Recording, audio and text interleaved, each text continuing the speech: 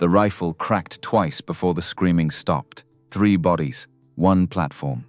A 7-year-old girl watching her father kill men in broad daylight while the town held its breath. But that wasn't the beginning. The beginning was 18 hours earlier, when a mountain man with blood on his sleeve walked into a general store and asked a stranger to marry him by morning. When a woman who'd killed her own husband said yes. When a child on a train carried her dead mother's belongings in a bag too small for a life. This is a story about 3 broken people in the Wyoming Territory, about the things we bury in mountains, about the violence it takes to protect what you love, about the law that says blood matters more than choice, about an inheritance worth $50,000, and a man with a federal badge who wants it.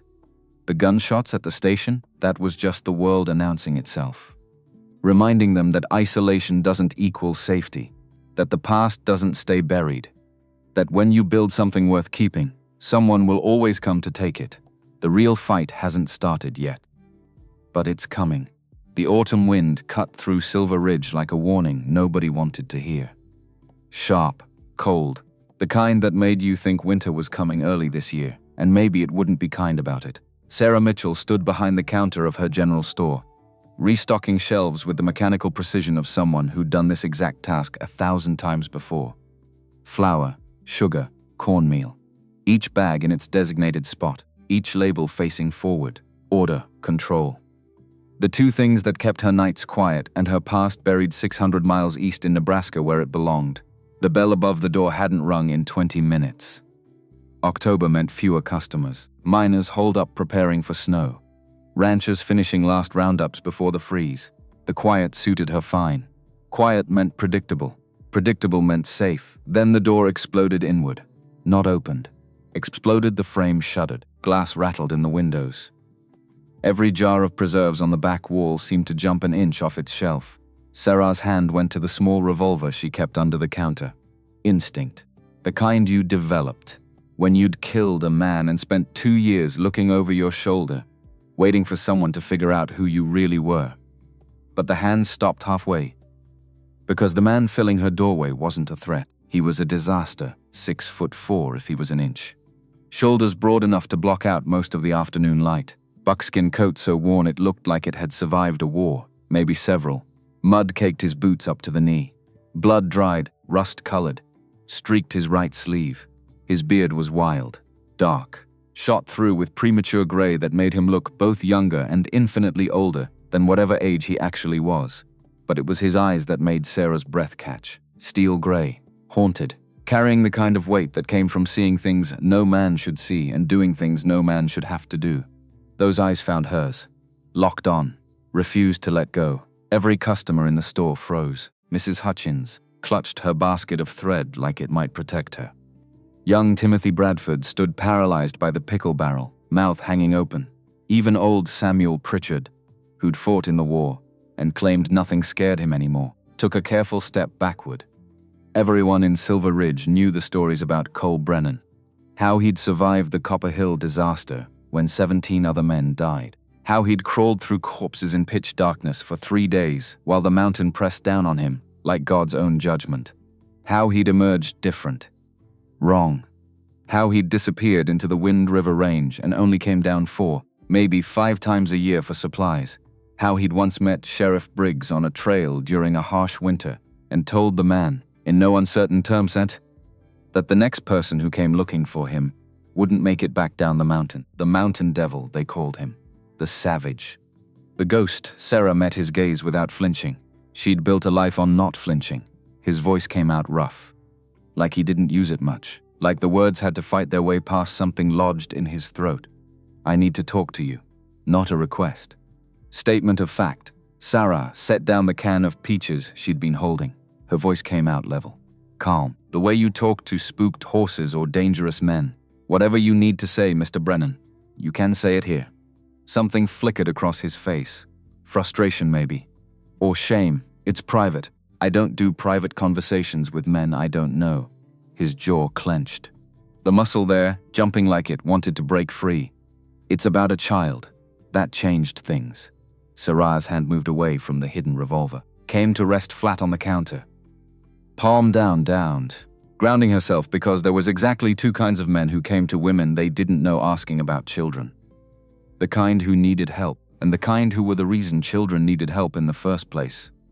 She'd bet her store, and the secret identity that came with it. That Cole Brennan was the first kind, Mrs. Hutchins. Sarah's voice cut through the silence. Would you mind watching the counter? 5 minutes. The older woman's eyes went wide as saucers. Her mouth worked but no sound came out. 5 minutes, Sarah repeated. Firmer now, the voice she'd used when she was still Sarah Hartwell teaching school in Omaha, and some rancher's boy thought he could skip lessons to go fishing. Mrs. Hutchins nodded, mute, terrified, but nodding. Sarah led Cole to the back room. The space felt smaller with him in it. Not because he was large, though he was, but because he seemed to carry the entire mountain range with him. Pine, snow, something wild that didn't belong inside walls. She closed the door, leaned against it, arms crossed. I'm listening. Cole removed his hat. His hands shook, a man this size, this dangerous, and his hands were shaking. I got a telegram 2 weeks ago. The words slow, measured, like each one cost him something. From a lawyer in Denver. A woman named Ellen Walsh died of fever. Ellen Walsh. The name meant nothing to Sarah, but she watched Cole's face carefully, cataloging the micro-expressions, the way his eyes went distant, the slight hitch in his breathing. This wasn't just any woman. Before she passed, she told them about. His voice cracked. Actually cracked. She told them I had a daughter. Sarah felt something cold settle in her stomach. A daughter, 7 years old. Name's Rose. Rose, 7. The same age as No. Sarah shoved that thought down hard, buried it under the same mental floorboards, where she kept everything else from Nebraska. Ellen and I, Cole looked down at his scarred hands. We were together before the mine collapse. I was different then, had plans, thought I'd make something of myself. His hands clenched into fists, then released, then clenched again. After the collapse, I couldn't. I wasn't the same. Couldn't sleep without seeing the dark pressing in. Couldn't stop hearing the men screaming. I told Ellen I needed time. Told her I'd write, but you didn't. The words came out flat. Not accusation, just fact. No. He met her eyes. She wrote me. Letters came to the assay office in town for months. I never picked them up. Didn't want her to see what I'd become. Thought I was doing her a favor.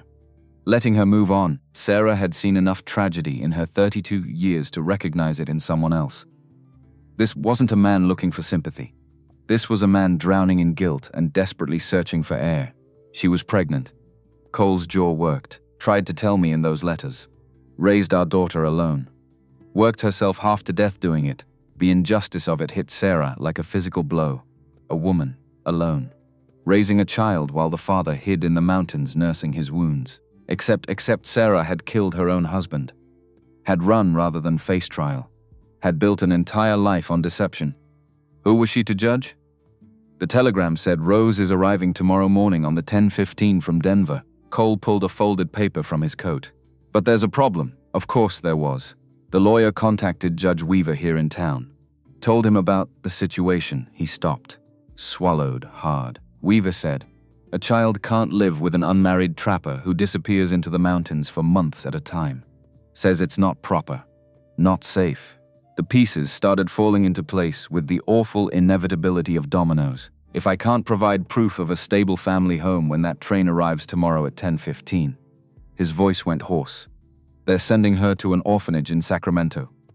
I'll never see her again. Sarah's mind raced. Orphanage, Sacramento. A 7-year-old girl who'd just lost her mother being shipped off to strangers because her father was deemed unfit by a society that valued appearances over everything else. That's why you're here. Not a question.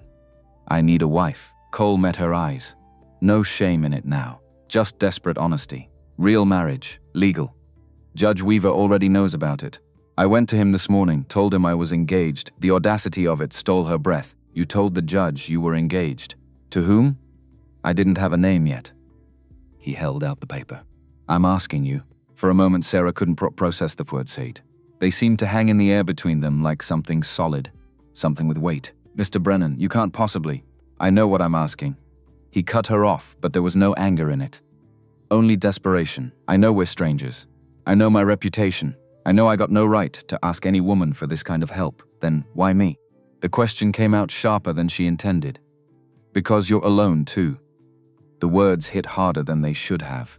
Cole's voice went quiet, almost gentle. I see you in town sometimes. You work this store 7 days a week. Never close early, never take a day off. You're always pleasant to customers, but you never let anyone too close. You live in that room above the store by yourself. No family visits, no gentleman callers.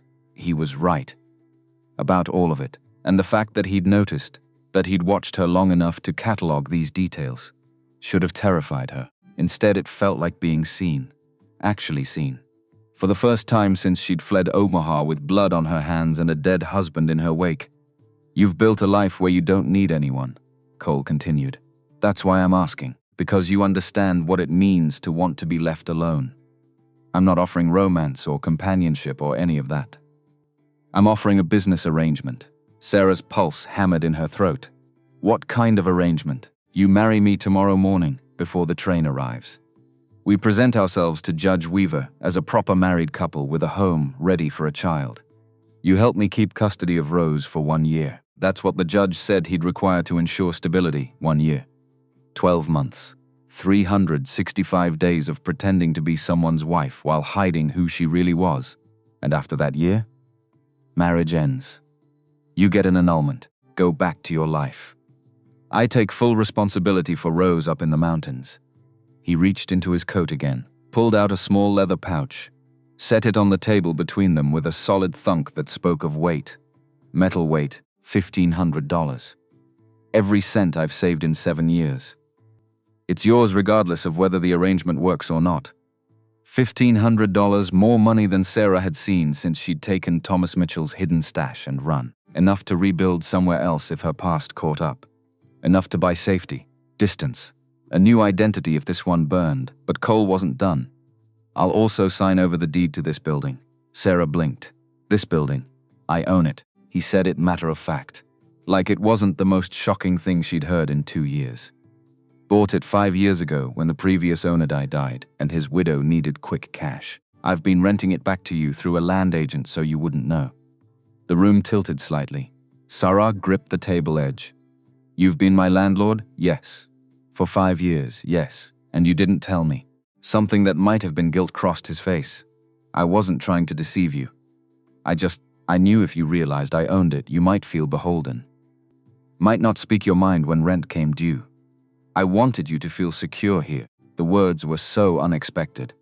So fundamentally decent from a man who looked like he'd crawled out of a nightmare. Sarah's thoughts spun. This stranger had been protecting her for 5 years without her knowledge, had put her security above his own and financial interests, had watched her from whatever distance mountain men kept and decided she deserved stability. Why? The question must have shown on her face because Cole answered it. 3 years ago, I came down from the mountains in the middle of winter. Middle of the night, I was stopped. Started again. I wasn't in my right mind. Having a bad spell. I was going to walk to Denver. Try to find Ellen. See if she was all right. His eyes went distant. I made it as far as your porch, before I realized how insane that was. Sat there until dawn, trying to talk myself down from the ledge. When you opened in the morning, you found me. I probably looked half feral. Sarah had a vague memory. A rough-looking man on her porch one winter morning. She'd given him coffee, let him sit until he was ready to leave. Hadn't asked questions, you didn't scream, didn't call the sheriff. You just asked if I needed coffee. Cole's voice went rough. Brought me a cup without waiting for an answer. Didn't ask questions, didn't judge. Just offered kindness to a stranger who probably looked dangerous. The memory crystallized, sharpened. She remembered now, the way his hands had shaken around the cup. The haunted look in his eyes. The sense that he was barely holding himself together. When the widow needed to sell fast, I bought this place. He gestured around them. Told myself it was an investment. But really, I wanted to make sure you'd always have somewhere. That you'd be safe, because she'd been kind once. To a stranger, and he'd remembered. Sarah felt something crack in her chest. Some wall she'd spent 2 years building. So you're offering me $1,500, and this building in exchange for 1 year as your wife. In name only, he clarified quickly. I got a cabin up in the Wind River Range, 3 rooms. You and Rose can have the bedroom. I'll sleep in the main room by the fire. I won't touch you. Won't expect anything, except that you help me create a home, stable enough, that they don't take my daughter away. Rose, 7 years old, motherless, being shipped to an orphanage because bureaucracy valued propriety over compassion. Sarah thought about another little girl. Different time, different place. A student who'd needed help that Sarah had been too afraid to provide. Emma Hartwell, no relation despite the shared last name. Just a student in Sarah's classroom in Omaha. 9 years old. Bruises that appeared and disappeared. Flinches when anyone moved too quickly. Excuses about falling downstairs. Running into doors. Sarah had suspected. Had drafted a letter to county authorities. But she'd hesitated. Waited for more proof. Convinced herself she might be wrong. That accusing Emma's father without solid evidence would make everything worse. Then came the blizzard. February 1879. Emma had run away in the middle of the night. Barefoot. Wearing only her nightgown. The search party found her the next morning. Frozen to death against the schoolhouse door. Trying to reach Sarah. Trying to reach the one adult who'd noticed. Who might have helped. The inquest cleared Sarah of wrongdoing. The other teachers whispered that it wasn't her fault. That she'd done nothing wrong. But she had done something wrong. She'd seen a child in danger and chosen caution over courage. Emma had died waiting for someone to be brave enough to save her. Sarah had quit teaching, left Pennsylvania, come west to disappear into a place where no one knew her failures. She'd been running for 6 years. Maybe it was time to stop. I have conditions, Sarah heard herself say. Relief crashed across Cole's features like a physical wave. Anything first. Rose comes first in everything. This isn't about us. It's about giving her a safe home and a chance at a real life. Agreed. Second. If at any point I believe you're a danger to her, the arrangement ends immediately. I don't care what Judge Weaver says. I don't care about the money. Cole's eyes hardened, not with anger, with resolve. If I'm ever a danger to my daughter, I'll leave myself. You won't have to ask, third. After the year ends and the marriage is annulled, I want regular updates about how she's doing. Not detailed letters. Just proof of life. Proof she's safe and cared for. Something shifted in his expression. You've lost a child before. Not a question. Sarah's throat tightened. I failed a child before. I won't do it again. Cole nodded slowly. You'll get your updates. Every month if you want them. Fourth and final condition. Sarah straightened.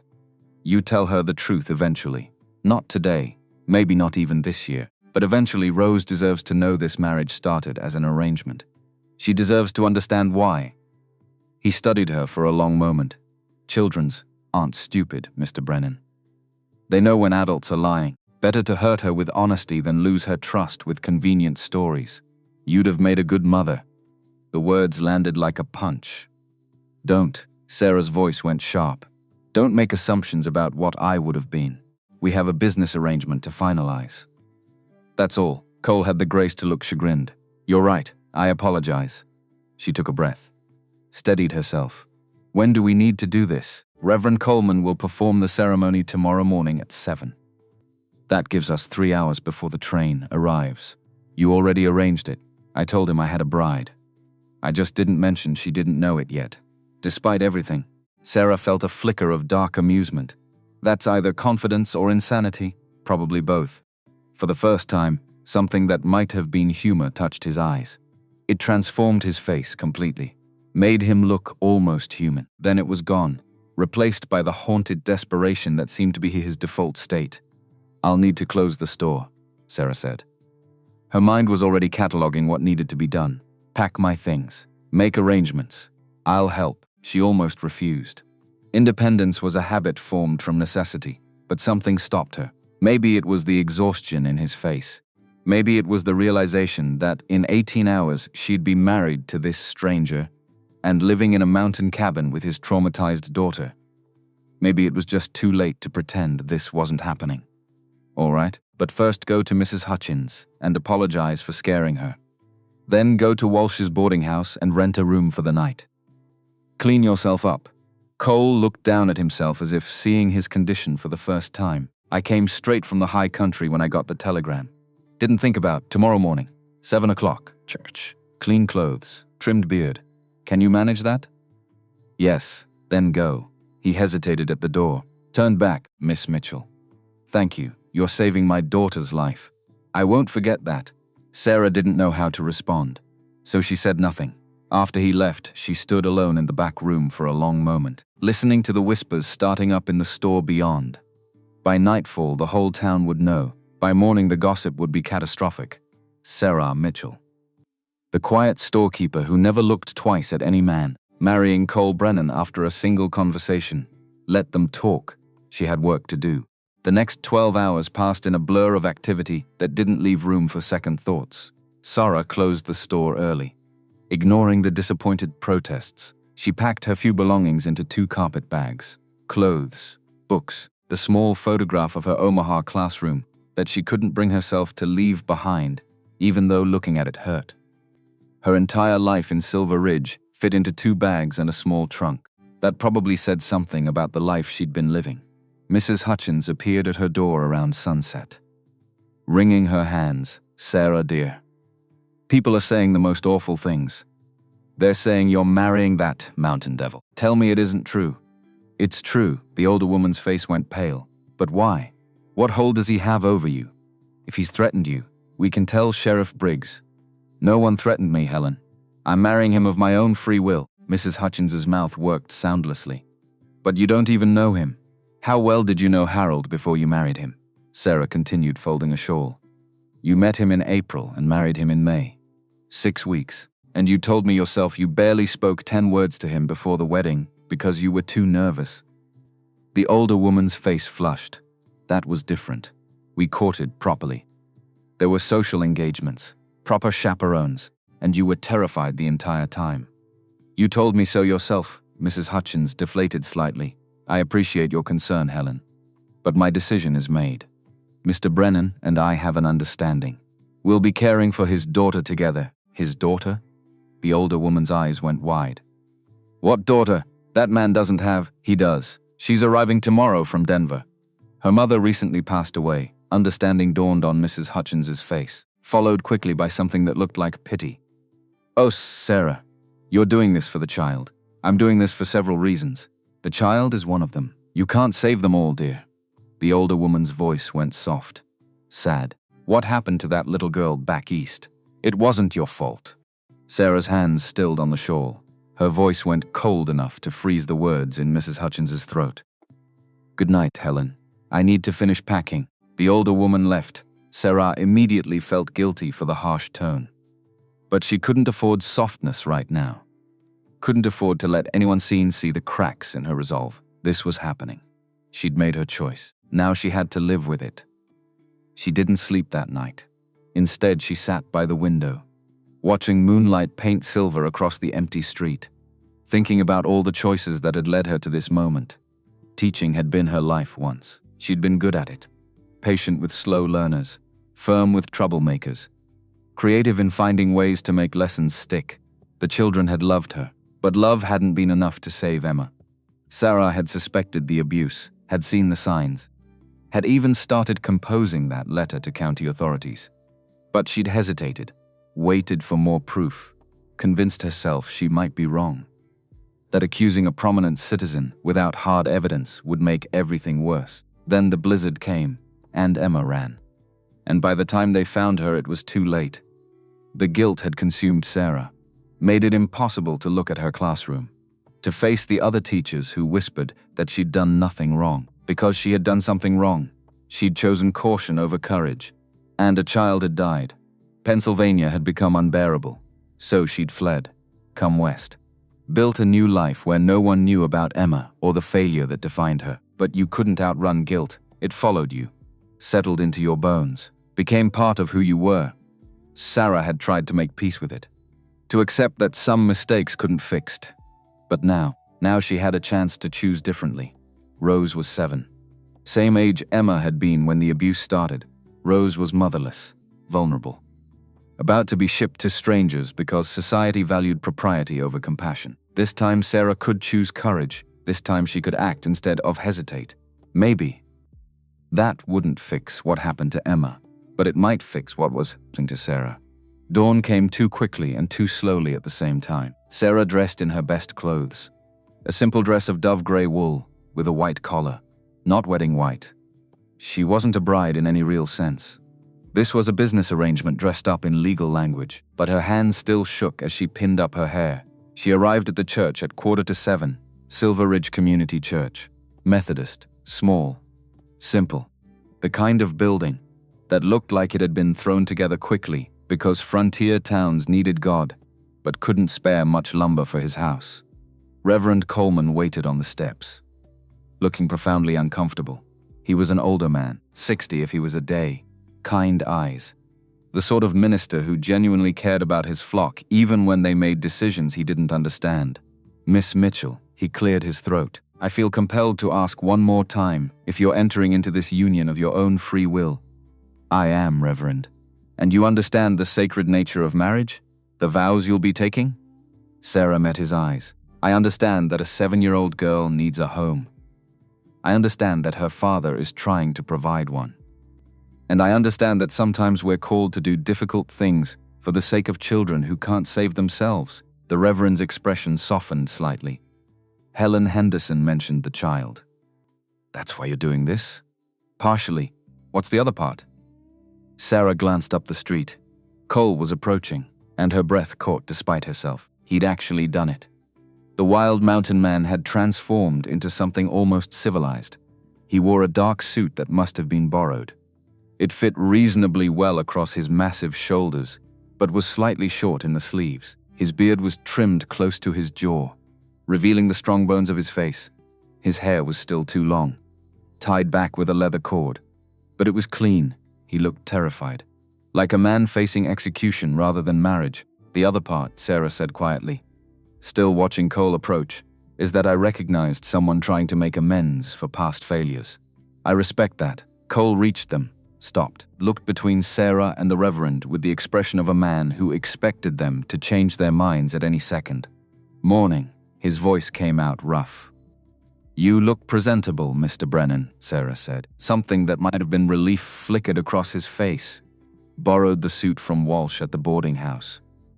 He's shorter than me, I noticed. An awkward silence descended. Reverend Coleman cleared his throat. Shall we begin? I've asked my wife to serve as witness. They moved inside. Mrs. Coleman sat in the front pew, dabbing at her eyes with a handkerchief, though nothing sad had happened yet. The morning light streamed through the simple windows, painting everything in shades of gold and amber. It would have been beautiful if Sarah's heart hadn't been hammering so hard she could barely breathe. Cole stood beside her, so tall she had to tilt her head back to see his face. Up close she could see the scars, one across his left eyebrow, another along his jaw, a third disappearing into his collar. The mind collapse had marked him inside and out. Dearly beloved, Reverend Coleman began, and Sarah forced herself to focus on the words rather than the surreal impossibility of what she was doing. The ceremony was brief. Coleman seemed eager to get through it quickly, as if speed might somehow make it less binding. When it came time for the vows, Cole's voice was steady.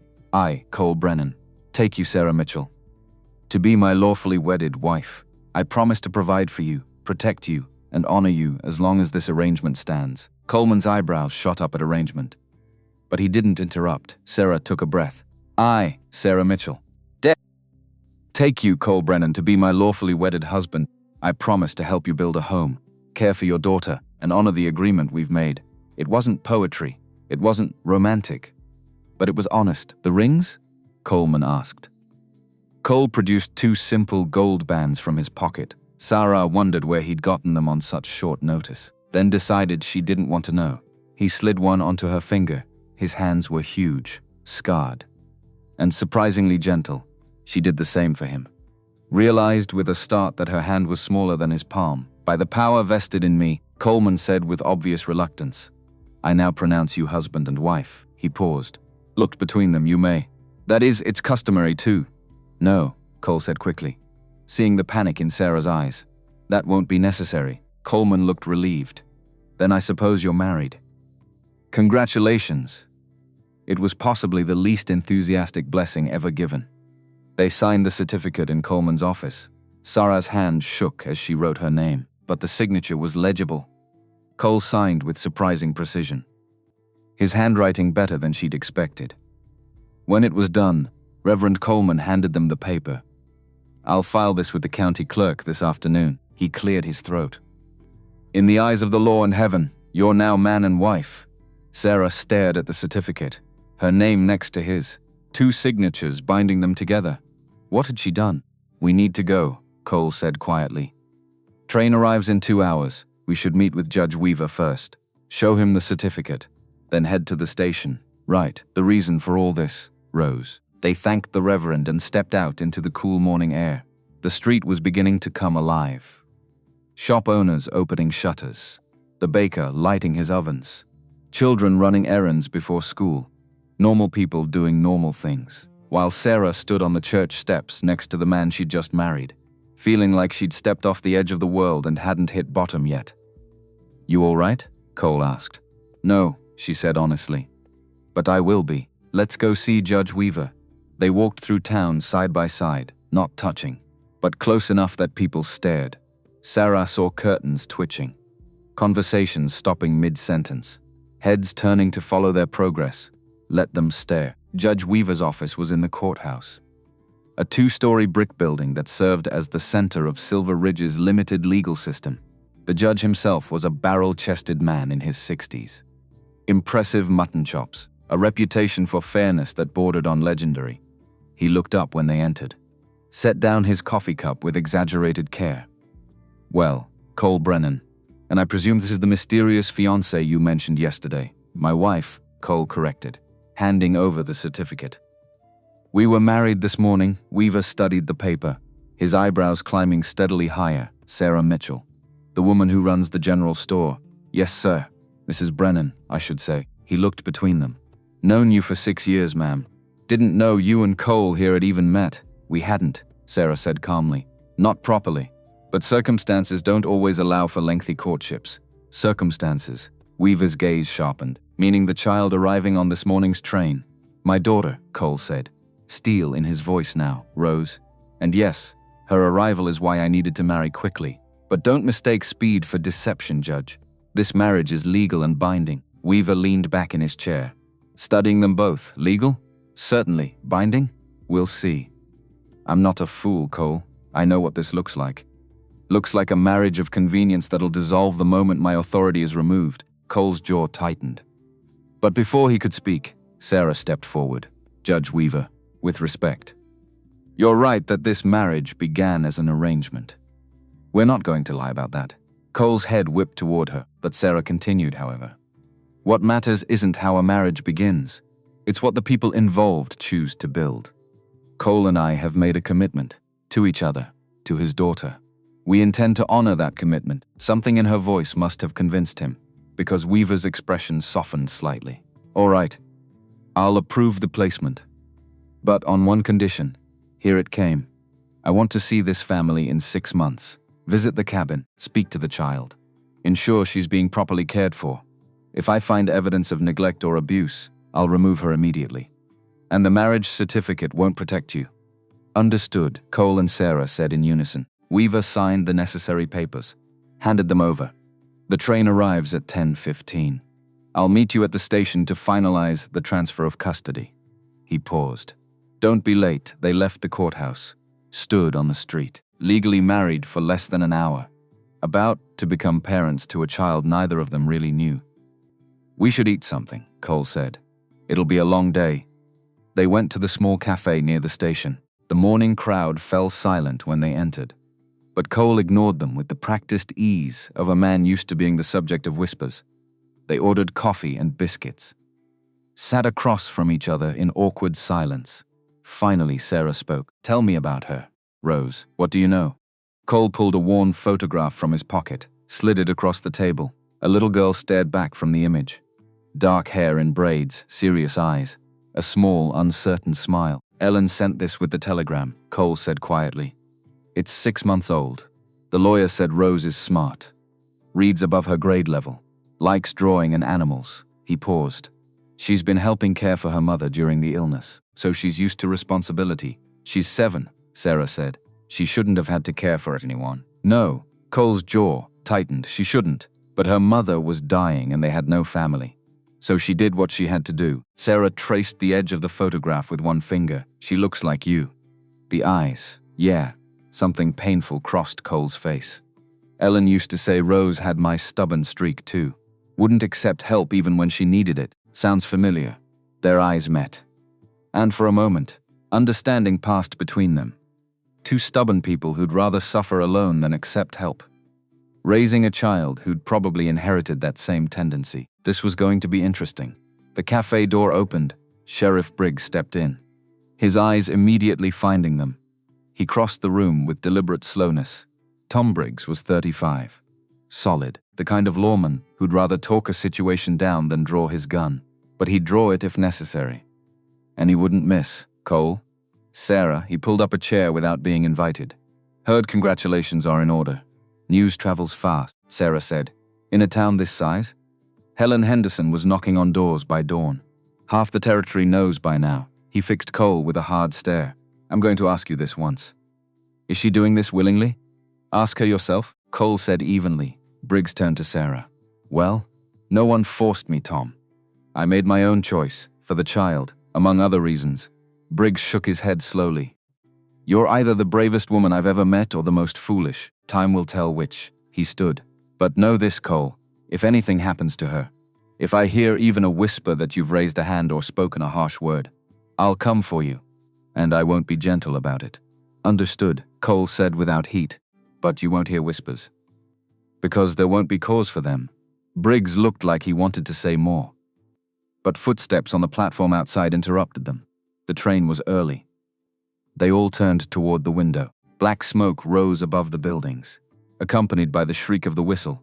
10:15 had become 9:47. Rose was here. Sarah's heart kicked into a faster rhythm. Beside her, Cole had gone absolutely rigid, his knuckles white where he gripped the table edge. Ready? She asked quietly. No, his voice was rough. But it doesn't matter. Let's go. They left money on the table and stepped out into the cool morning. Judge Weaver was already hurrying toward the station. Official documents clutched in his hand, the train hissed to a stop. Steam billowing across the platform, doors opened. Passengers began disembarking. And then Sarah saw her, a tiny figure in a black morning dress too large for her frame, carrying a single battered carpet bag. Dark braids tied with faded ribbons, those same serious eyes from the photograph, but older somehow. Sadder Rose Brennan stood alone on the platform, looking small and lost and utterly terrified. Cole made a sound low in his throat, half sob, half something else entirely. Then he was moving, crossing the platform in long strides that ate up the distance. Rose saw him coming, froze. Father and daughter stared at each other. 7 years of absence hanging between them like smoke. 7 years of letters unread and a life built without him. Cole dropped to one knee, so he'd be at her level. His voice came out broken. Rose, I'm your father. The little girl's face didn't change. Stone. No tears. Just emptiness. I know who you are. The coldness in that small voice would have frozen a lesser man. But Cole didn't flinch. Your mother. She told you about me. She told me you left. That you didn't want us. Direct hit. Sarah saw it land like a physical blow. But before Cole could respond, before anyone could respond, 3 men stepped off the train behind Rose. Not passengers. Wrong. Sarah's instincts screamed it before her conscious mind caught up. The way they moved. Spread out. Hands near their coats where guns would be hidden outlaws. She'd seen enough desperate men in her 2 years out west to recognize the type. The leader was tall, gaunt, eyes that had seen too much violence and decided it was easier than honest work. He looked at Cole, then at the crowd gathering on the platform, then back at Cole. Well now, his voice carried across the platform. If it ain't the Copper Hill survivor. Heard you had gold stashed up in the mountains. Cole's entire body went still. The kind of stillness that came before violence. You heard wrong. Don't think I did. The outlaw's hand moved toward his coat. Word is you found a vein right before the collapse. Took samples. Never reported it. Lies. But dangerous lies, 'cause now everyone on the platform was looking at Cole with new interest, new suspicion. Did the mountain man have gold? There's no gold. Cole's voice went flat. The mine collapsed. Everything was buried. Then you won't mind us searching your cabin? I'd mind. The outlaw smiled. No humor in it. Figured you'd say that. His hand cleared his coat. Gun Sarah didn't think, just moved. Grabbed Rose. yanked her behind the nearest luggage cart. Cole's rifle appeared from nowhere. Already aimed, the crack of the shot split the morning air. The outlaw's gun flew from his hand, blood spraying from shattered fingers. He screamed, the other two drew, but Cole was faster. Second shot. Chest. The man went down like a puppet with cut strings. Third man charged with a knife. Stupid. Desperate Cole didn't have time to chamber another round, so he used the rifle as a club swing. Connect. The crack of wood on bone, the man crumpled. Total time elapsed. Maybe 10 seconds. 3 men down. 1 dead. 1 wounded. 1 unconscious. The platform erupted into chaos. People screaming. Running. Sheriff Briggs already moving toward the bodies with his gun drawn. Sarah stayed where she was. Arms wrapped around Rose. The little girl wasn't crying, just staring at her father with those serious gray eyes, watching him chamber a fresh round. Check the bodies. Make sure they were no longer threats. Cole moved like someone who'd done this before, like violence was a language he spoke fluently whether he wanted to or not. He turned, found Sarah and Rose behind the cart. "You hurt?" His voice was steady, calm, like he hadn't just killed a man in broad daylight. "We're fine." Rose's voice came out small. "You killed him?" Cole's jaw tightened. "Yes, Mama said killing was wrong. Your mama was right.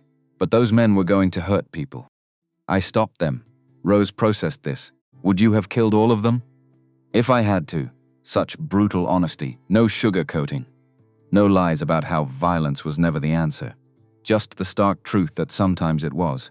Sarah felt something shift in her chest. This man, this broken, damaged man who'd abandoned his family because he couldn't face his own weakness.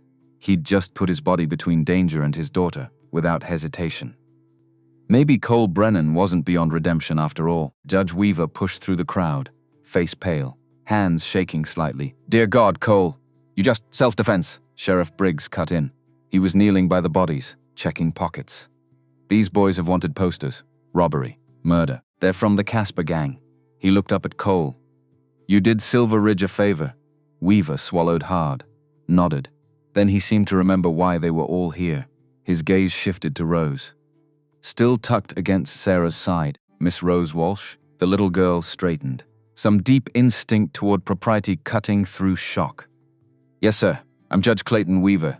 I'm here to finalize your placement." He pulled out papers, hands still shaking slightly. "Your father has made arrangements for your care." Rose's eyes went to Cole, then to Sarah. "Who are you?" Sarah realized the girl was talking to her. "My name is Sarah. I'm your father's wife." Rose's face went carefully blank. "When did you get married?" "This morning." Those gray eyes, so like Cole's, narrowed. "You married him this morning, before the train came." Not a question. Statement of fact. Smart child. Too smart for comfortable lies. "Yes, because of me." The accusation hung in the air. Sarah could have lied, could have pretended this was something other than what it was. But she'd promised Cole honesty. Eventually. Why not start now? "Yes, your father needed a wife to keep custody. I agreed to help." Weaver made a strangled sound. But Sarah ignored him. Kept her focus on Rose. "That's the truth. This marriage started as an arrangement, but arrangements can become real if people work at them." Rose studied her for a long moment, then turned to Cole. "Do I have to go with you?" Cole's face went carefully neutral. "Hiding devastation. Judge Weaver has approved my custody, so yes. Unless you'd prefer the orphanage." "What's an orphanage like?" Weaver cleared his throat. "It's a place where children without families live. They have beds, food. School. Do they have families?" "Well, no. Not in the traditional sense." Rose looked back at Cole. "And if I go with you, I get a family. You get me. And Sarah. For as long as you want us." The little girl's lower lip trembled. First sign of emotion breaking through. "I don't want you. You left Mama. You left me before I was even born." Cole absorbed the blow without flinching. "You're right. I did. And I can't change that. Can't undo it. All I can do is promise I'm here now. And I'm not leaving again." Mama said people who leave always leave again. Sarah's chest tightened painfully. Because Ellen wasn't wrong. People who abandoned you once usually did it twice. But Cole's voice was steady when he spoke. "Your mama was right to be careful. Right to protect you. But I'm asking for a chance to prove I'm different. To prove I want to know you. To be your father. If you'll let me." Rose's hands clenched on her carpet bag. "I don't need a father. I took care of Mama. I can take care of myself. Before Cole could respond, Sarah spoke. I'm sure you can. You've probably been taking care of yourself for a long time. Rose's gaze snapped to her. Sarah continued. Voice gentle but firm. But here's the truth, Rose. You're 7 years old. You just lost your mother. You're scared and angry and probably tired of adults making decisions for you without asking what you want. The little girl's eyes widened slightly. So I'm going to give you something adults rarely give children. A choice. Judge Weaver started to object. But Sarah silenced him with a look. You can come home with us. To a cabin in the mountains. It won't be perfect. We'll make mistakes. But we'll try. She paused. Or you can tell Judge Weaver you'd prefer the orphanage. I won't lie and say it'll be comfortable. But it'll be your choice. Not something forced on you. Cole's head whipped toward her. Sarah, let her have some control over her own life. Something adults rarely give children. The platform had gone quiet. Everyone watching this devastating little drama unfold. Rose stood there, 7 years old, orphaned, being asked to choose between strangers and more strangers. Finally she spoke. Can I see where we're going, before I decide? Sarah nodded. That's fair. Our cabin is about 3 hours from town. We'll take you there, let you see it. And you can tell Judge Weaver your decision when he visits in 6 months. Weaver looked like he wanted to argue. But he nodded reluctantly, against my better judgment. But all right. The child has a right to see her new home. He handed Cole the custody papers. Don't make me regret this. They collected Rose's single bag. Heartbreaking how little remained of her entire life, and walked to where Cole had left his wagon. It was sturdy, built for mountain roads. The horse hitched to it was massive, bay gelding with patient eyes. Cole lifted Rose into the back. Where he'd arranged blankets to make a nest, she sat stiffly, not looking at either of them. Sarah climbed up front. Cole took the reins, and then they were moving, leaving Silver Ridge behind, leaving behind Sarah's old life, heading into mountains and marriage and motherhood, all with a man she barely knew and a child who had every right to hate them both. The wagon creaked. Horses' hooves steady against packed dirt. Behind them Rose sat in silence. Watching the town disappear, Sarah turned to check on her. Found those serious grey eyes staring back. Are you hungry? I packed. No, one word. Flat. Final Cole tried. The cabin has. I don't care. He fell silent. They rode for an hour without speaking. The landscape transformed around them. Pine forests pressed close, shadows deep and cool.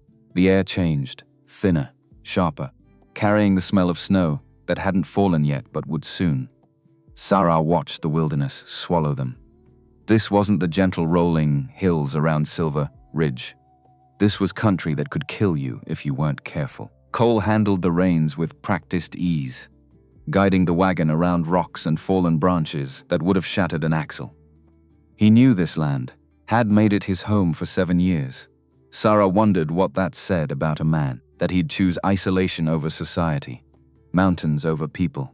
Another hour passed. Rose remained silent in the back, but Sarah caught her stealing glances at Cole. Quick looks when she thought he wasn't watching. Curiosity mixed with resentment. The child wanted to understand him, even as she hated him. Finally the road rounded a bend, and the cabin came into view. It sat in a small valley, sheltered by towering pines, backed against a cliff face that would protect it from winter winds. A stream ran nearby, the same one they'd crossed twice already. Following it upstream, smoke rose from the chimney. You were here yesterday?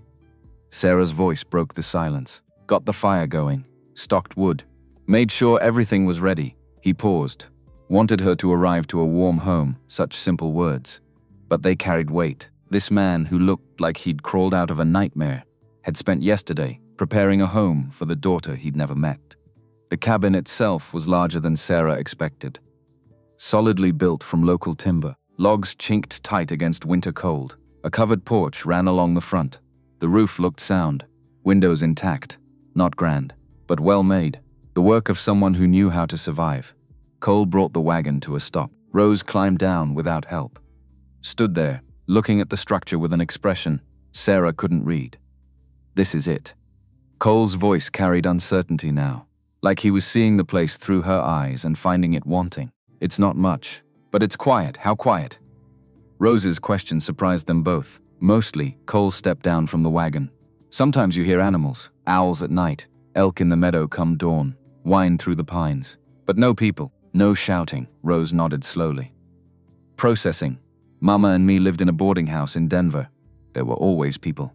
Noise. Shouting through the walls at night, she walked toward the cabin. Slow, like approaching something that might bite. Is it always this quiet? Yes. She climbed the porch steps. Pushed open the door. Sarah and Cole followed, watching as the little girl took in her new home. The main room was dominated by a stone fireplace, fire crackling warmly. Simple furniture, a table, chairs, a worn sofa. Shelves lined one wall, mostly empty but clean. A door on the left led to the bedroom. Rose walked to it, pushed it open. Gasped. The room beyond was small, but carefully prepared. A bed with a handmade quilt in shades of blue and green. Shelves built at a child's height. A small table beneath the window, with a chair sized for someone Rose's age, and beside the bed, a rocking chair that looked like it had been carved from a single piece of wood. Polished until it gleamed, but it was what sat on the bed that made Rose's composure finally crack. Wooden animals, dozens of them, carved with meticulous care. An elk with delicate antlers, a pronghorn mid-leap, a mountain lion with individual whiskers carved so finely they looked real, a bear with fur texture, an owl with feathers that seemed to ruffle. Rose picked up the elk with shaking hands. You made these? Cole stood in the doorway, looking like he wanted to run. Thought you might like them. Your mother's letter, the one I finally read. She mentioned you liked animals. Drew pictures of them. His voice went rough. She said you got that from me. That I used to carve things. That I had gentle hands for such a big man. Rose's eyes closed briefly. Pain etched into every line of her small face. She set the elk down carefully, turned to look at him. Really look at him. Maybe for the first time since the train platform. Why didn't you read her letters? The question came out small. Wounded, Cole moved into the room slowly. Like approaching a wild animal, he knelt, so they'd be eye level. Because I was a coward. Brutal honesty. No excuses. The mind collapsed. It broke something in me. I couldn't sleep in enclosed spaces anymore. Couldn't breathe right. Had nightmares where I was buried alive, and everyone I loved was dying around me in the dark. He paused. Your mother deserved someone whole. And I was shattered. I thought if I stayed away, she could find someone better. Someone who wasn't waking up screaming every night. Rose's lower lip trembled. But she loved you, I know, and now she's dead. The words hit like bullets. Cole's breath hitched. She remembered everything. Rose's voice broke. She kept your picture by her bed. She told me stories about you. About how you made her laugh. How you promised to build her a house in the mountains where she could see the stars. Tears were sliding down her face now. She remembered and she forgave you. Even when she was dying. She said you were probably suffering somewhere and she wished she could help you. Cole's hands trembled. She made me promise not to hate you. Rose's breath came in hitches now, but I do hate you. I hate that you left. I hate that she worked herself sick trying to provide for us alone. I hate that you weren't there when she died. I hate that I'm here with strangers instead of with her. I hate all of it. She was sobbing now. Great heaving sobs that shook her small frame. Cole looked utterly lost. Hands hovering uselessly, like he wanted to reach for her but didn't know if he had the right. Sarah made the decision for him. She stepped forward, wrapped her arms around Rose, pulled the child against her. Rose fought for a moment, then collapsed into the embrace, crying so hard Sarah worried she might make herself sick. That's right, Sarah murmured, stroking the girl's hair. Let it out. You've been holding it in too long. Cole knelt beside them. One large hand coming to rest gently on Rose's back. The little girl stiffened at the touch, but didn't pull away. They stayed like that while Rose cried herself out. 3 broken people holding each other in a bedroom that smelled like pine and new beginnings. When the sobs finally subsided into hiccups, Rose pulled back slightly, wiping her face with her sleeve. I'm tired. Sarah nodded. Then sleep. We'll be right outside if you need us. But Rose shook her head. Don't leave. Not yet. I don't want to be alone. So they stayed, helped Rose out of her traveling clothes. Into a nightgown she found in the carpet bag, worn soft from many washings. Probably one of the last things her mother had packed for her. Rose climbed into bed. Sarah tucked the quilt around her. Cole sat in the rocking chair, looking completely out of place in the delicate piece of furniture he'd built. But he sat anyway, and when Rose's eyes started to drift closed, he began to talk. Not a story exactly, just words. He told her about the mountains in winter, when snow piled so high you had to dig tunnels to the woodshed. About the elk herd that came through every spring with their new calves. About the fox family that lived in the rocks behind the cabin, sometimes left half-eaten rabbits on the porch like gifts. His voice was low, rough. But there was something soothing in the steady rumble of it. Rose's breathing deepened. Evened out, see me finally claiming her. Sarah stood carefully, not wanting to wake her. Cole followed. Together, they stepped out into the main room, pulling the bedroom door almost closed, leaving it cracked. The silence that fell between them was heavy with things unsaid. Finally, Cole spoke. "Thank you for knowing what to do back there." "I didn't." Sarah moved to the fireplace, warming her hands against the chill settling into her bones. "You did fine. You told her the truth. You let her be angry. That's what she needed. She hates me. She's grieving. There's a difference. Give her time to sort through it." Cole paced the room like a caged animal. "What if I can't do this? What if I'm not capable of being what she needs?" Sarah turned to face him. "Then you'll fail. But at least you'll fail trying. Which is more than you did before." He stopped pacing. Stung good. He needed to hear it. "I'm not going to coddle you, Cole. You made choices that hurt people. You can't undo that. All you can do is make better choices now and hope they're enough." She met his eyes. "And if they're not, then I'll take Rose somewhere safe. And you'll sign whatever papers are necessary to give me custody." That was the deal. The child comes first. Something shifted in his expression. Respect, maybe. Or the beginning of trust. Fair enough. They stood in silence for a moment.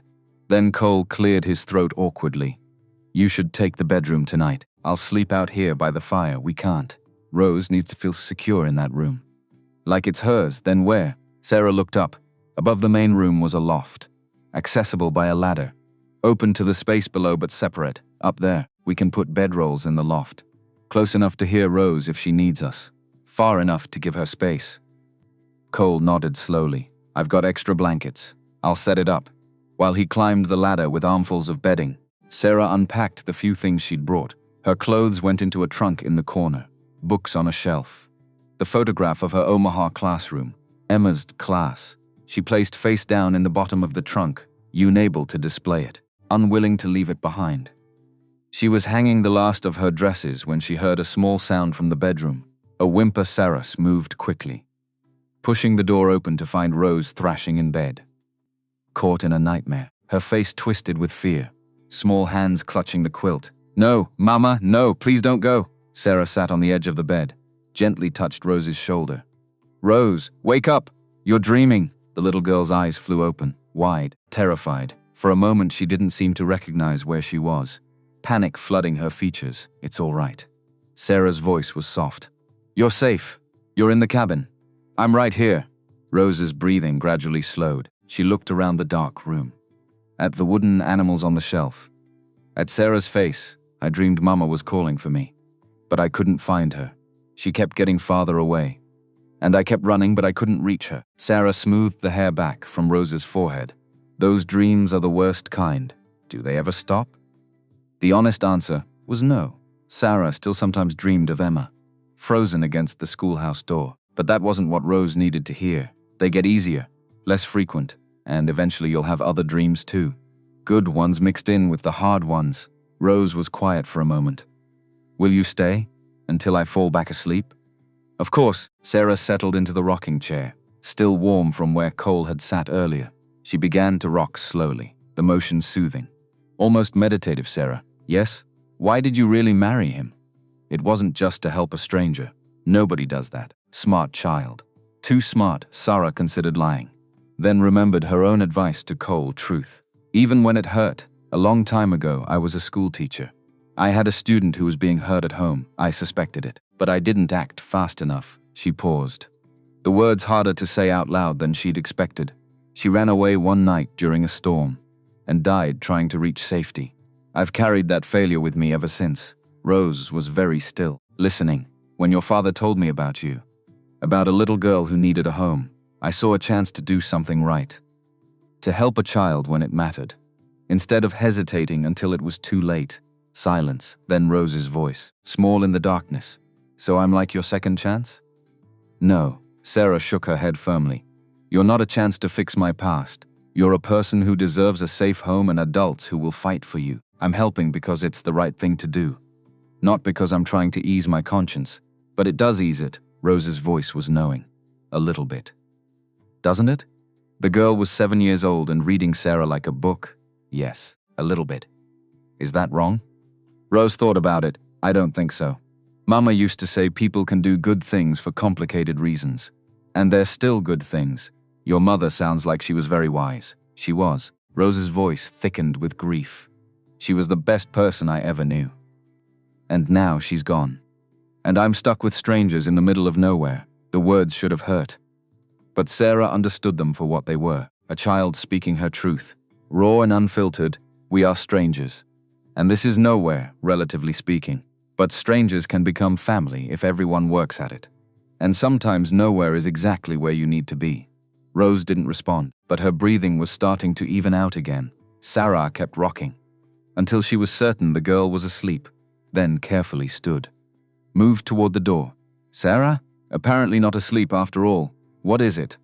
The animals he carved. They're really good, they are. Does that mean? Rose's voice went very small. Does that mean maybe he's not all bad? Sarah's heart twisted. No one is all bad, Rose. Or all good. We're all just people doing the best we can with what we've been given. Your father made terrible mistakes. But he's here now. Trying. That counts for something, I guess. This time when Rose's breathing deepened, it stayed deep. Sarah slipped out of the room. Found Cole standing by the fireplace, clearly having heard everything. She doesn't trust me, would you? In her position? No. Then stop expecting her to. Trust is earned, Cole. You know that. He nodded slowly, then gestured to the loft. I made up 2 separate sleeping areas. You'll have privacy. Sarah climbed the ladder. Found he'd created a division using a blanket hung from the rafters. Her bedroll was on one side, his on the other. Not perfect, but it would work. She changed into a nightgown behind the blank partition. Hyper-aware of Cole doing the same on his side. This was her life now, married to a stranger. Sleeping feet away from him. Caring for a traumatized child together. She lay down on the bedroll, stared up at the roof beams. How had her life become this? 2 days ago she'd been running a store, living in comfortable isolation, answering to no one. Now she was a wife and a mother, living in a cabin, so far from civilization the nearest neighbor was probably a bear. She had been terrified. Instead, she felt something she hadn't felt in years. Purpose. From the other side of the blanket, Cole's voice came quietly. Sarah? Yes? Thank you for everything you did today. For giving her choices, for being honest with her. For knowing what to say when I didn't. We're in this together. That was the agreement. Still. Thank you. She didn't know what to say to that, so she said nothing. Sleep Mum came slowly.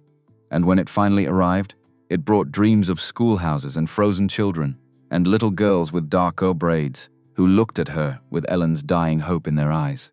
Morning came announced by weak sunlight through the loft window and the smell of coffee.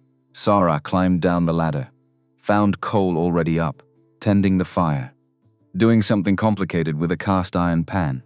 Thought I'd make breakfast. He didn't turn around. Nothing fancy, just eggs and bacon. Where did you get eggs up here?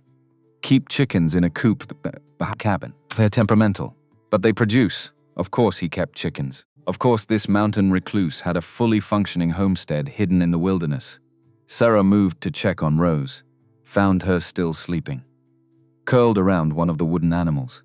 The elk, she noticed. She pulled the door closed quietly, returned to the main room. How long have you lived up here? 7 years. Since the collapse, Cole flipped bacon with practiced ease. Built the cabin myself that first winter. Nearly died doing it. But I needed something to occupy my hands, something to focus on besides the memories. You built all of this. Alone, had help from a few trappers who passed through. But mostly. Yeah, he glanced around the cabin with something that might have been pride. It's solid, weathered 6 winters without major problems. Keeps out the cold. Keeps out the world. But you can't keep out the world anymore. Sarah's voice was soft. Not with Rosie here. His shoulders tensed, I know. They ate breakfast in silence. Cole had scrambled the eggs with wild onions. The bacon was perfectly crisp. The coffee strong enough to strip paint. Rose emerged while Sarah was washing dishes in a basin by the fireplace. The little girl looked rumpled, sad, but more rested than yesterday. Morning, Sarah kept her voice light. Hungry? I guess. Cole dished up eggs and bacon, set the plate at the table. Rose sat, ate mechanically. Not tasting the food, just fueling her body. When she finished, she looked at Cole directly for the first time that morning. What am I supposed to do here, all day? There's nothing. No school, no other kids. No, there's school, Cole interrupted. I can't teach you proper, but I've got books, reading, arithmetic, some history. And Sarah was a teacher. She can teach you. His eyes found Sarah's. She nodded. If you're willing to learn, Rose considered this. What kind of books? Cole led them to a shelf Sarah hadn't noticed before. Hidden in a corner of the main room, it was packed with volumes. Worn but well cared for, primers and readers, mathematics texts, natural philosophy, even poetry. Rose's eyes widened. Ellen loved books. Cole's voice went quiet. Before I left, she was always reading. I kept buying them after. Told myself maybe someday I'd send them to her. He paused. Never did, of course. But I kept buying them. Rose pulled out a volume of fairy tales, the cover decorated with faded gilt. She opened it carefully. Found an inscription on the first page for Ellen. Who sees magic in everything? Love always, Cole. The little girl's face crumpled. She would have loved this. Then it's yours. Cole's voice was rough. All of them. Whatever you want to read. Rose clutched the book to her chest. Fled back to the bedroom, slammed the door. Cole flinched. Give her time, Sarah said again. She seemed to be saying that a lot. The rest of the day was spent in careful negotiation of space and silence. Rose stayed in her room. Reading. Cole chopped wood with punishing intensity. Working out his helplessness through physical labor, Sarah explored the cabin and immediate surroundings. Trying to understand this place that was now her home. The chickens were indeed temperamental. One tried to peck her when she collected eggs. The stream ran clear and cold, perfect for washing. There was a root cellar stocked with preserved vegetables and dried meat. A smokehouse. A small barn where the bay gelding lived alongside a milk cow Sarah hadn't known existed. Cole had built an entire life up here. A lonely life, but a sustainable one. As the sun started to sink toward the western peaks, Sarah returned to the cabin to find Rose sitting on the porch steps. The fairy tale book open in her lap. Mind if I sit? Rose shrugged. Not permission, but not refusal either. Sarah settled on the step beside her.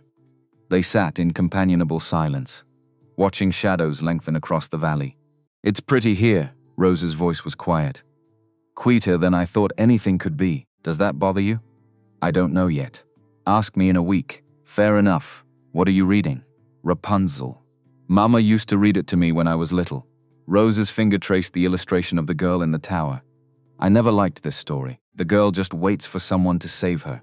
Doesn't even try to save herself. Sarah smiled. What would you do if you were Rapunzel? Rose thought about it. Cut my own hair. Braid it into a rope. Climb down myself. Practical. Mama said I was too practical sometimes. Said I should let myself dream more.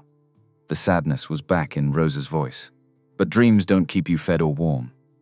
They don't pay for medicine when someone's sick, 7 years old, and already too familiar with hard realities. Your mother was right that you need dreams.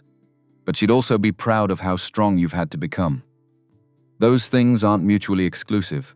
What does that mean? It means you can be both practical and a dreamer. Take care of yourself and still hope for better things. Rose closed the book. Do you hope for better things?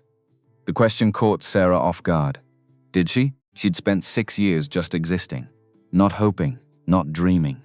Just moving through days and trying not to think about what she'd lost. I'm starting to. Sarah's voice was slow. Careful. Being here with you and your father. It's making me think maybe I can do more than just survive. That's good. I guess. Rose stood. Brushing off her dress, I'm going inside. It's getting cold. She left Sarah on the porch. A moment later, Cole emerged from the woodshed, wiping sweat from his forehead despite the chill. She talking to you now? A little. She's processing. How long does processing usually take? However long it takes. There's no timeline for grief, Cole. She'll move through it at her own pace. He nodded, looking exhausted. That night followed the same pattern. Rose had another nightmare.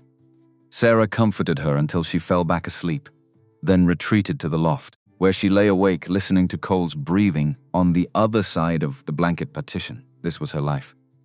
Now, she should have been miserable. Instead, she felt something unfamiliar stirring in her chest. It took her a while to identify it. Hope. The days began to establish a rhythm, not comfortable, not easy, but a rhythm nonetheless. Sarah would wake early, start breakfast while Cole did morning chores, feeding animals, collecting eggs, chopping wood, the endless maintenance required to survive in mountains that didn't care whether you lived or died. Rose would emerge eventually. Still heavy with sleep and grief, eat whatever was put in front of her without complaint or enthusiasm. After breakfast came lessons. Sarah started with assessment, figuring out where Rose was in her education. The girl could read well above her age level. Her mathematics was solid, but her handwriting was shaky. Her knowledge of history spotty. They set up a school area at the table by the window, where natural light was best. It was strange teaching again after 6 years. Strange and painful and oddly healing. Rose was a good student, quick to understand, eager to learn despite her grief. She absorbed information like someone starving for mental stimulation. During lessons, Cole would disappear into the forest, checking trap lines, hunting. He always came back before dark, usually with fresh meat or firewood or some other necessity. The man was relentlessly practical, but in the evenings after dinner, he would sit by the fire and carve. While Sarah read aloud to Rose, he never said much, just worked his knife over wood with steady practiced movements, occasionally glancing up when a particularly good passage caught his attention. Rose started requesting specific stories. Adventure tales mostly, stories about brave girls who saved themselves. She still kept her distance from Cole. But Sarah noticed the glances, the way Rose would watch him carve, fascinated despite herself, the way her eyes would track him when he moved around the cabin. The child was curious about her father, even if she wouldn't admit it. A week passed. Then, too, the first snow came on a Tuesday morning. Soft flakes that transformed the valley into something from a fairy tale. Rose stood at the window. Transfixed, I've never seen this much snow. Cole looked up from his spot by the fire. Denver gets snow. Not like this. Not where everything is quiet and white and perfect. She ran outside without her coat, spinning in circles with her face turned up, catching snowflakes on her tongue. For the first time since arriving, she laughed. The sound hit Cole like a physical blow. Sarah saw it in his face. Pure joy mixed with devastating regret for all the laughter he'd missed. But he didn't let it show, just watched his daughter play in the snow, with an expression of such fierce longing that Sarah had to look away. That night, Rose fell asleep almost as soon as her head hit the pillow. Exhausted from playing outside, no nightmares for once. In the loft, Sarah and Cole lay in their separate spaces, the blanket partition between them. Thank you. Cole's voice came through the darkness. For what? For today. For teaching her. For being patient. For making this work. Sarah stared at the ceiling. It's been 2 weeks. That's not exactly a success story yet, she laughed at today. First time since. He didn't finish the sentence. They fell silent, then softly. So soft Sarah almost missed it. Do you ever regret it? Agreeing to this? She considered the question honestly. Did she regret marrying a stranger? Leaving her quiet life? Taking responsibility for a grieving child? No. It's hard. It's complicated. But I don't regret it. Why not? Because for the first time in 6 years, I wake up with a purpose beyond just getting through the day. That matters. Another long silence. I'm glad you're here, Sarah. The words were simple, but they carried weight. Good night, Cole. Good night. But sleep didn't come easily. Sarah found herself thinking about the man on the other side of the blanket. About the care he put into carving animals for his daughter. About the way he looked at Rose when he thought no one was watching. Like she was something precious and breakable that he was terrified of dropping. He wasn't what she'd expected when she agreed to this arrangement. He was better, and that was terrifying in its own way. 3 weeks into their strange new life, Rose started leaving her bedroom door open at night. Small thing, barely noticeable. But Sarah noticed. She noticed everything about the child now. The way Rose's nightmares had decreased from nightly to every few days. How she'd stopped flinching when Cole moved too quickly. The fact that she sometimes hummed while doing her schoolwork. Small victories, but victories nonetheless. The weather turned colder. Snow fell more frequently, blanketing the valley in layers of white that made the world feel smaller. Quieter, Cole spent more time inside, teaching Rose how to carve wood by the fireplace, while Sarah prepared meals or mended clothes. She'd never been much for domestic work back in Silver Ridge. But here it felt different, purposeful. Like she was building something instead of just maintaining. One afternoon, while Rose was absorbed in carving what might have been a rabbit, or possibly a very lumpy dog, Cole caught Sarah's eye across the room. Need to check the trap lines tomorrow. Up in the high country. Might be gone most of the day. Sarah nodded, understanding what he wasn't saying. He was asking if she'd be all right alone with Rose. If she could handle it, we'll be fine. Rose looked up from her carving. Can I come? The question caught them both off guard. Cole's expression cycled through surprise, uncertainty, and something that looked dangerously close to hope before settling on caution. It's a hard climb. Cold. Takes most of the day. I'm not scared of cold. Rose's chin lifted in that stubborn way Sarah had come to recognize. And I can climb. I'm stronger than I look. It's not about strength. It's about, you don't want me there. The walls went back up in Rose's eyes. Shutters slamming closed. That's fine. I didn't really want to go anyway. She turned back to her carving, but her hands were shaking. Cole looked at Sarah, clearly out of his depth. Sarah thought fast. Actually, I was hoping to reorganize the root cellar tomorrow. Could use your help, Rose. Some of those preserve jars are too high for me to reach comfortably. It was a transparent lie. Sarah could reach the shelves perfectly fine, but it gave Rose a graceful exit. The girl hesitated, then nodded. Okay, I'll help. But only because you asked nice. I didn't ask nice.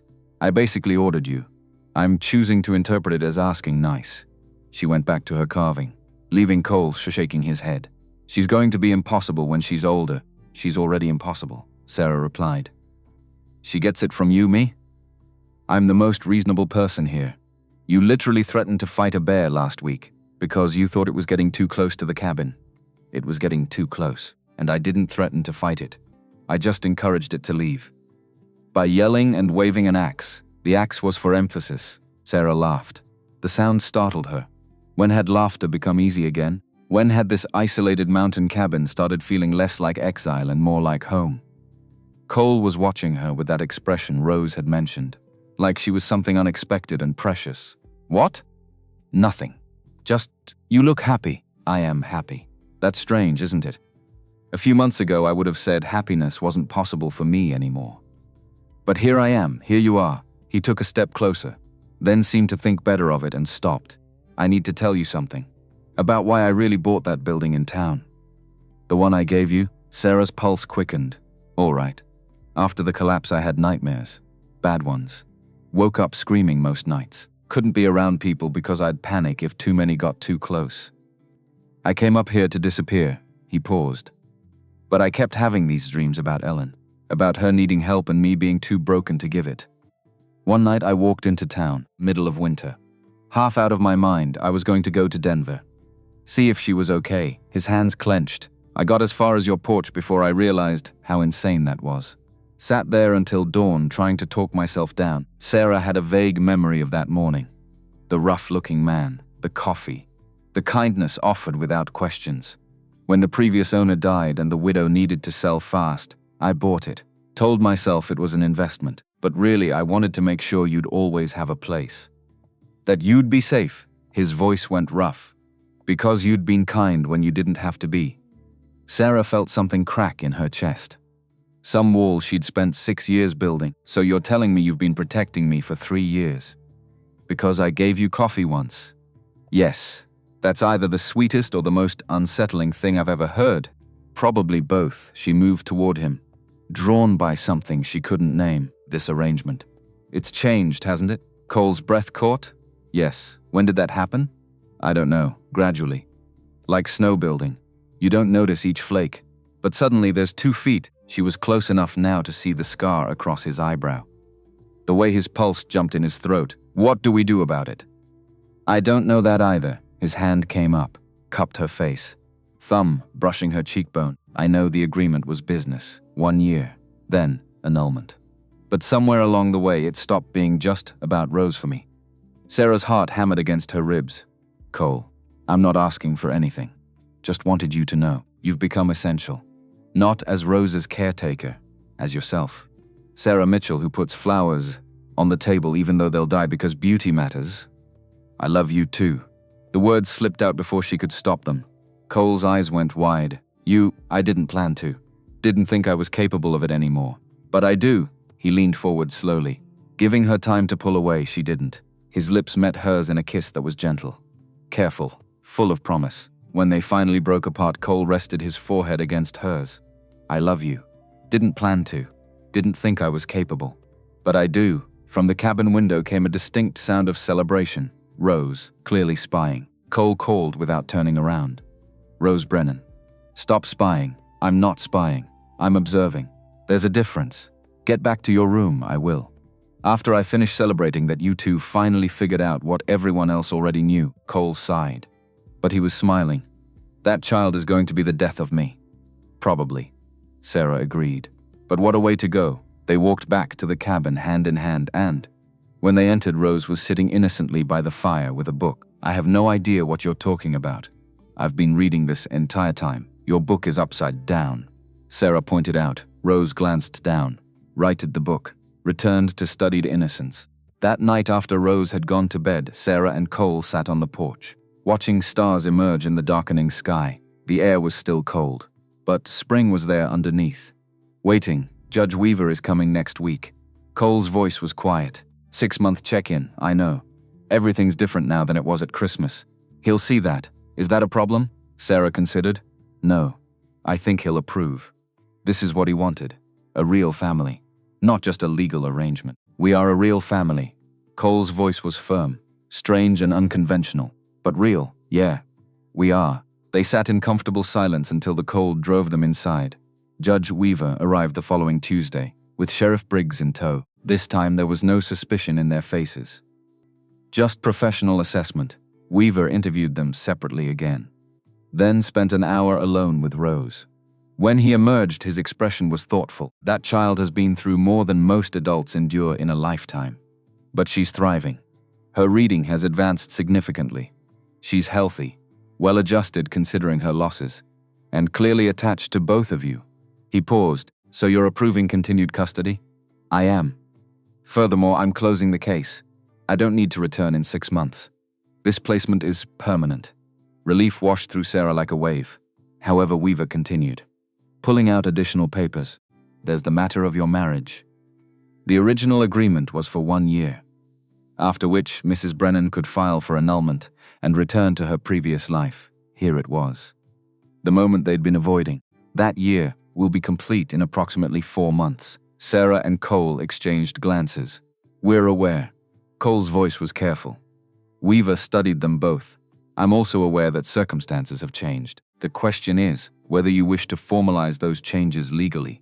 What are you suggesting?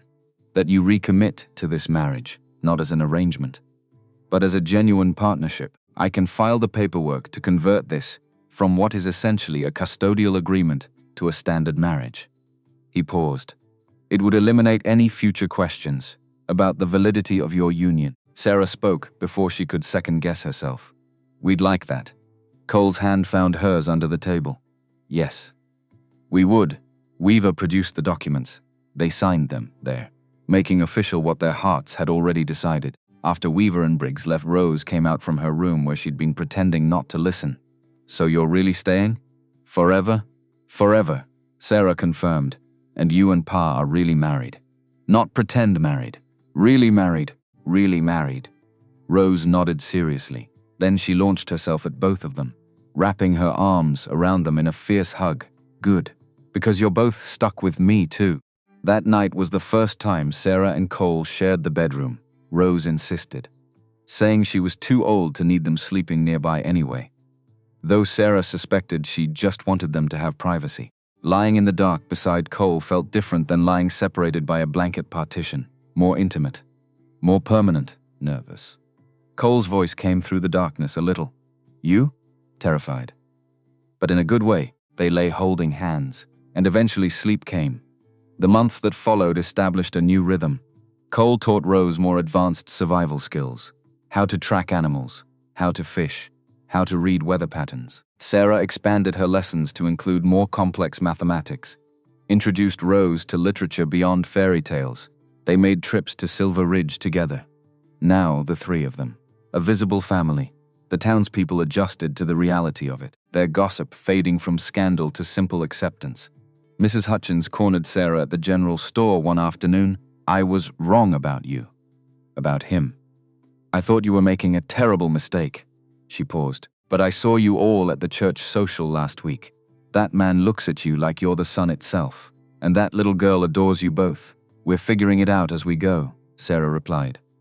"Isn't that what all families do?" Summer arrived in full force, transforming the valley into something lush and green. Rose celebrated her 8th birthday with a cake Sarah baked, and presents Cole had been carving for months. An entire wooden menagerie. On a warm evening in August, almost a year after Rose's arrival, the three of them sat on the porch, watching fireflies dance in the meadow. "Tell me again about the day you got married." Rose's voice was lazy. "Content. Which part?" Cole asked. "The part where you asked Sarah even though you'd never talked to her before." "That's so weird." "It was desperate," Sarah corrected. "And terrifying. But I said yes anyway." "Why?" Rose had asked this before. "But some stories needed retelling. Because a little girl needed a home. And because sometimes the bravest thing you can do is say yes to something terrifying." "Do you regret it?" Rose asked Cole now. "Not for a single second. Even when you're being impossible." "I'm never impossible. I'm delightfully challenging. That's what impossible people always say." Rose laughed, leaned against Sarah's shoulder. "I'm glad Mama's letters told you about me, even if you never read them when you should have." Cole's expression went somber. "Me too, little bit." "Me too." They sat in comfortable silence as darkness fell and stars emerged. An owl called from the trees. The stream murmured its endless song. The mountains stood eternal around them. Inside the cabin, 3 lives intertwined in ways none of them could have predicted. A damaged man, learning to be whole again. A grieving child discovering that love could multiply instead of replace. A woman who'd fled her failures finding redemption in an unexpected family. They weren't perfect. Rose still had nightmares sometimes. Cole still panicked in enclosed spaces. Sarah still woke some mornings thinking about Emma, wondering if she truly deserved forgiveness. But they had each other. And they were learning that healing wasn't about erasing the past. It was about building something strong enough to carry its weight. As autumn approached again, marking a full year since Rose's arrival, they planted a garden together. Vegetables for practical purposes, but also flowers. Because Sarah insisted beauty mattered, why plant them if they're just going to die when winter comes? Rose asked, echoing Cole's own question from months ago. Because they're beautiful now, Sarah explained. Hands deep in rich soil, because 6 months of beauty is better than no beauty at all. Because we plant them knowing they won't last forever. But we plant them anyway. Rose thought about this, her hands working beside Sarah's. Is that what you did with us? Planted something beautiful even though you didn't know if it would last. Sarah met Cole's eyes across the garden plot. Yes, but this didn't die with the season. This kept growing. Will it keep growing? Rose's voice was small. Forever? Nothing is forever. Cole knelt beside his daughter. But we can tend it, water it, give it what it needs to thrive. That's what family is. Choosing to nurture something every single day, they worked until the garden was planted, their hands dirty, and their backs aching, and their hearts full. That night after Rose had gone to sleep, Sarah and Cole lay in bed talking about the future. About maybe adding onto the cabin to give Rose more space as she grew. About teaching her to handle a rifle properly. About whether they should get a dog, normal things, future things. The kind of plans people make when they believe in tomorrow, Sarah. I need to tell you something. His tone made her turn to face him in the darkness. What's wrong? Nothing's wrong. It's just, he paused. I got a letter from Denver today. From Ellen's father's lawyer. Sarah's stomach clenched. What did it say? Ellen's father died last year. Left an inheritance. $50,000. It goes to Rose when she turns 18. But there's a stipulation. What kind of stipulation?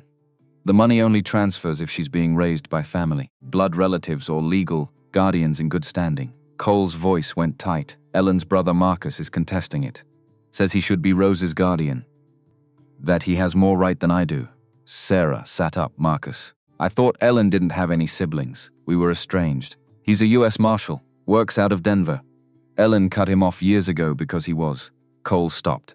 Started again. He's not a good man, Sarah. And now he wants custody of Rose. Not because he cares about her, but because he wants control of that inheritance. Fear clenched cold in Sarah's gut.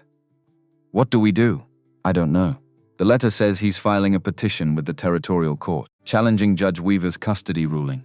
He turned to face her fully. This could get ugly. He's got federal authority, connections, and we're a family. Sarah's voice was fierce. We have Judge Weaver's approval, the townspeople as witnesses. Rose's own testimony about where she wants to be. Will that be enough?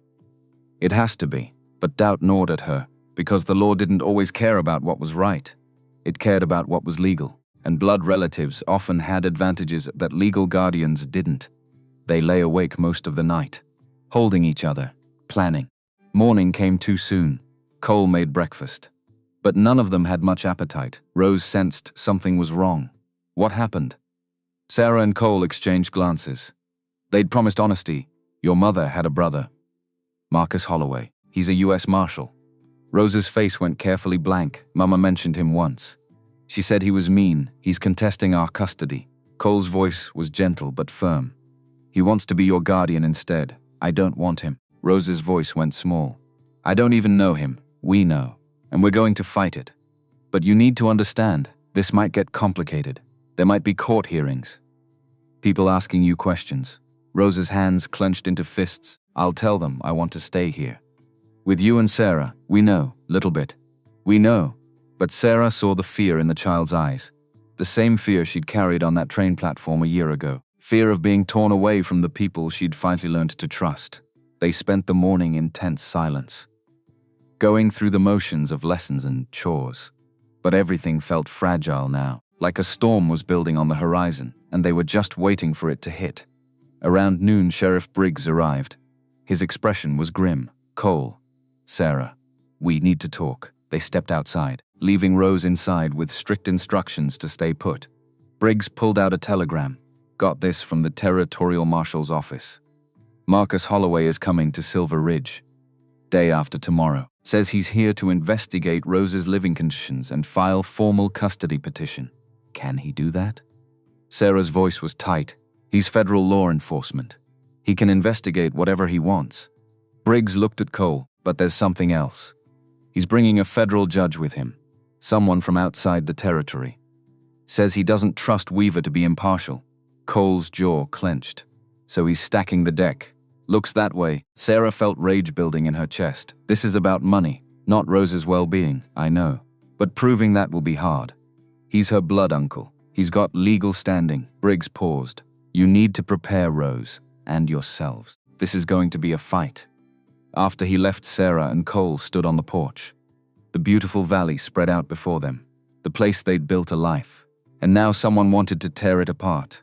We can't let him take her. Sarah's voice shook. We can't, we won't. Cole's hand found hers, but we need to be smart about this.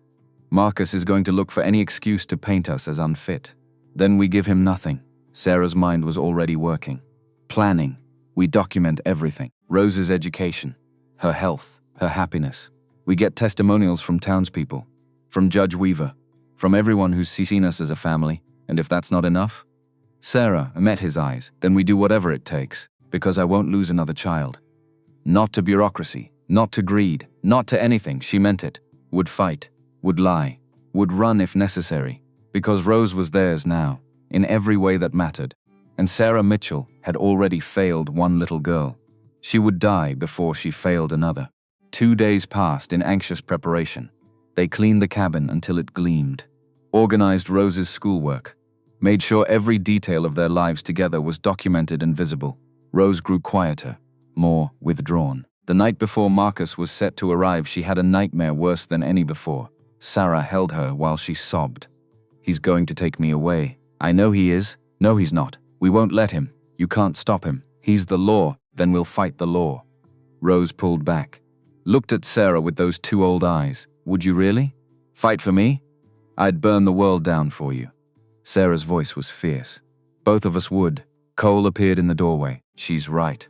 You're ours, Rose, and we protect what's ours. Rose looked between them. Something shifting in her expression. Trust. Maybe. Or hope. Okay. Her voice was small but steady. Then we fight. They spent the rest of the night planning. The three of them together. A family preparing for war, because that's what this was. War, and they would win, or they would die trying. Morning came bright and cold. Too bright. Like the world didn't understand the darkness about to descend. Around noon, a wagon appeared on the road. 3 men inside. One Sarah recognized. Sheriff Briggs. The other 2 were strangers. But she knew immediately which was Marcus. He looked like Ellen in the worst way. Same bone structure. But where Ellen had been warm, his face was cold. Calculating. He wore a U.S. Marshal's badge. Gun on his hip. Authority radiating off him like heat. The second man was older, distinguished. Obviously, the federal judge Briggs had mentioned. They climbed down from the wagon. Marcus's eyes swept the cabin. The valley. Then landed on Rose standing between Sarah and Cole on the porch. His smile didn't reach his eyes. Hello, Rose. I'm your Uncle Marcus. I've come to take you home. Rose's hand found Sarah's squeezed tight. Her voice came out clear and strong. I am home. Marcus's smile faltered. Then hardened. We'll see about that. And Sarah knew with absolute certainty that this was only the beginning. The real fight hadn't even started yet.